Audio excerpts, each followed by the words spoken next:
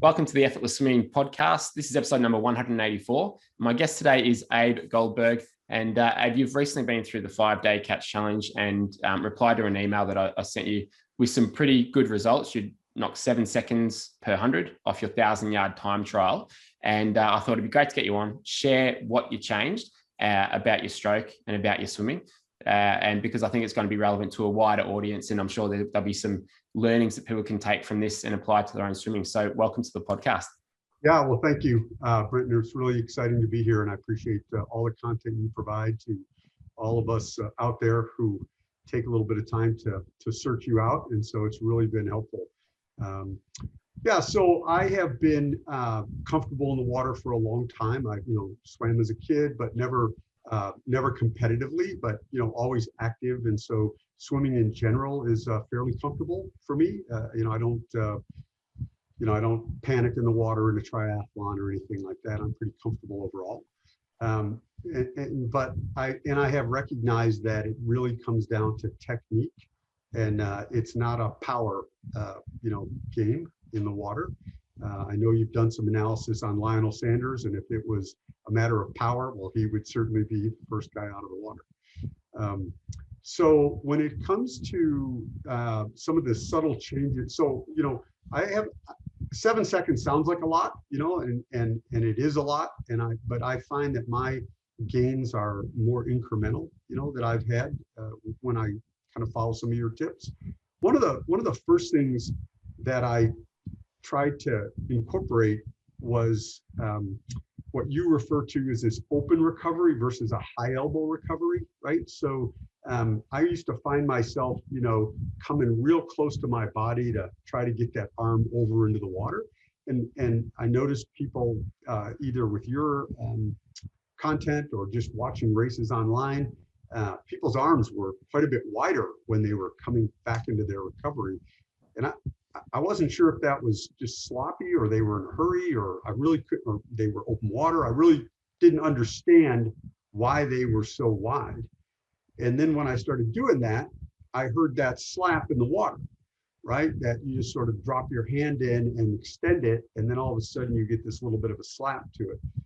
And I thought, okay, well, you've been talking about that. So I started to incorporate that. That's definitely made it easier.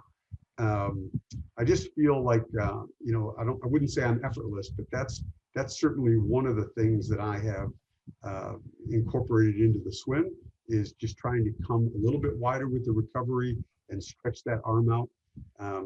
So that's definitely, making sure, I guess I should back up and say that all of your instruction or all of the analysis that I've followed you now for quite a while really kind of comes down to those 5 or 6 things, how you start to catch, where you put your hand in the water to begin with, focus on that power diamond when you're going through the water.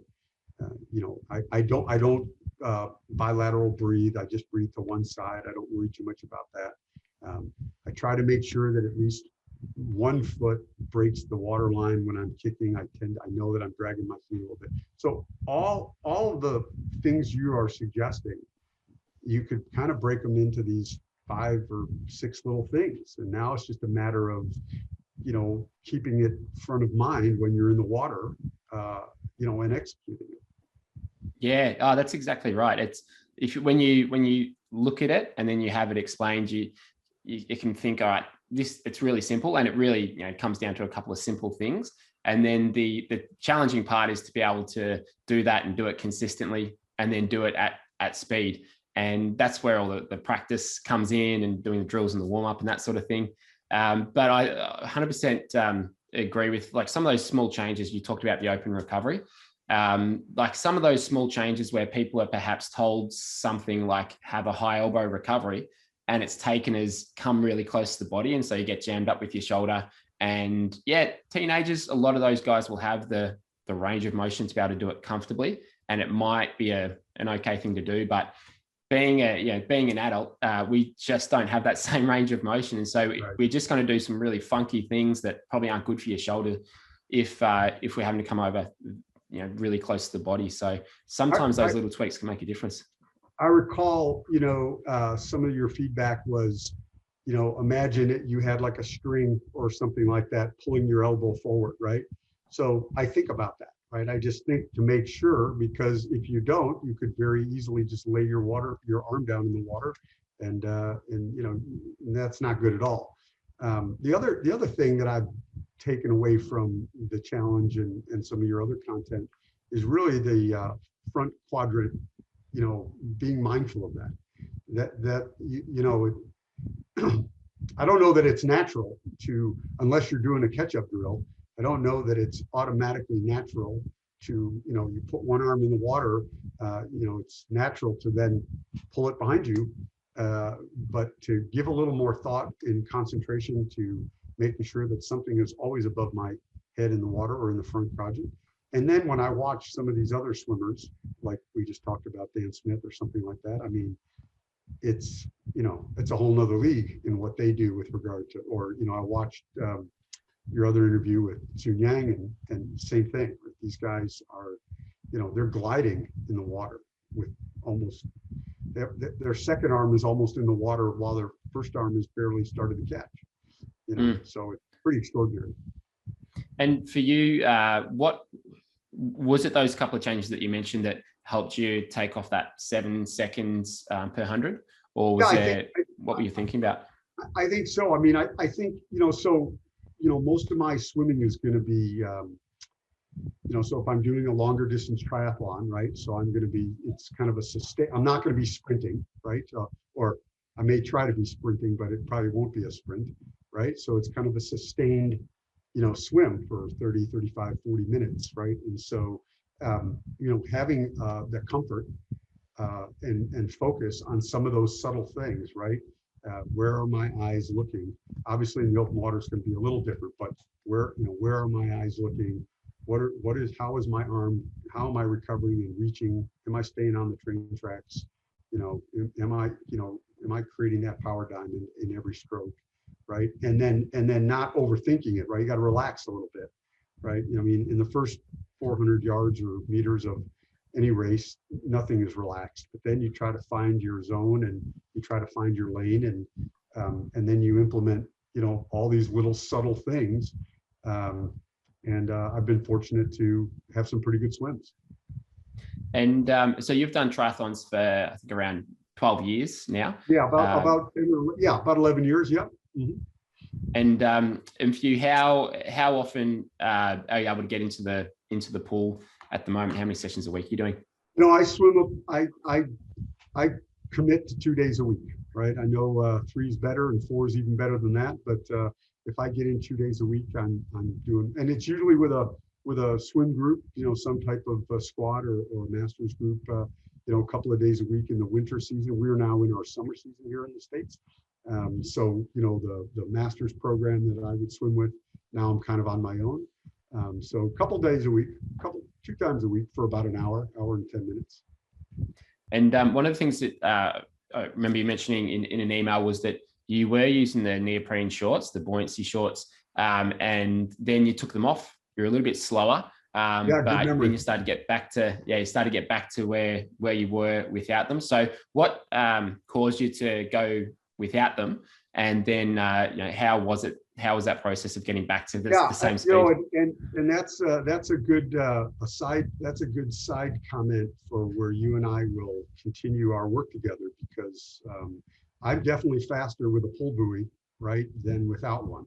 So I've got to figure out how to correct that. So you can make a note to yourself that that's a follow-up item for you. But so I just decided that, it was a crutch to use those neoprene shorts, and, heading into the winter season. So we're now in June, so probably back in November, December of 2020, as swimming was, we were able to go back in the pool and start swimming again with COVID and everything. I decided to lose the shorts and just, not have that crutch. And I was clearly 7 or 8 seconds slower for sure per 100. But I have crept back up to a time close to where I was using those. Yeah, which is fantastic. And it'd be interesting to see, have you worn them since? Have you? No, No, Yeah. I've been in a wetsuit a couple of times in some open water swimming, but I have not worn those. But if I do a interval set that has a buoy, a swim buoy, a pull buoy, I will be 5 seconds faster for sure, at least. Yeah, and for sure. it's not uncommon to be faster with a pull buoy. It's particularly if perhaps your kick isn't really effective, or your body position has room to move. Like that's usually the case where perhaps your hips and your legs will sit a little bit low, and so obviously the extra buoyancy out the back brings that up and it reduces the drag, and that speed increases.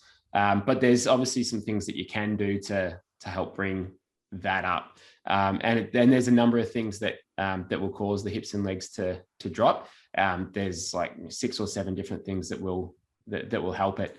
And a lot of times I think people just go to, well, it's just head position. So they put their head down, they sink it well below the water, and they just go to this really bad position in the water where they're just almost swimming, completely underneath it, because they think it's all to do with the head. But the head's a small component of changing that balance out the back. I think some of the comments that I've watched from some of your content about swimming downhill, that's, I think, a mistake. It doesn't make sense. And you can have too many drills, right? I thought, again, I just come back to how simple you make all this is really the benefit to anybody that's following you or your content. If they would consider that 5-day challenge and just that in and of itself, I think that breaks down everything you need to know. Now it's a question of, can you do that, right? But I mean, that's the content that is so helpful.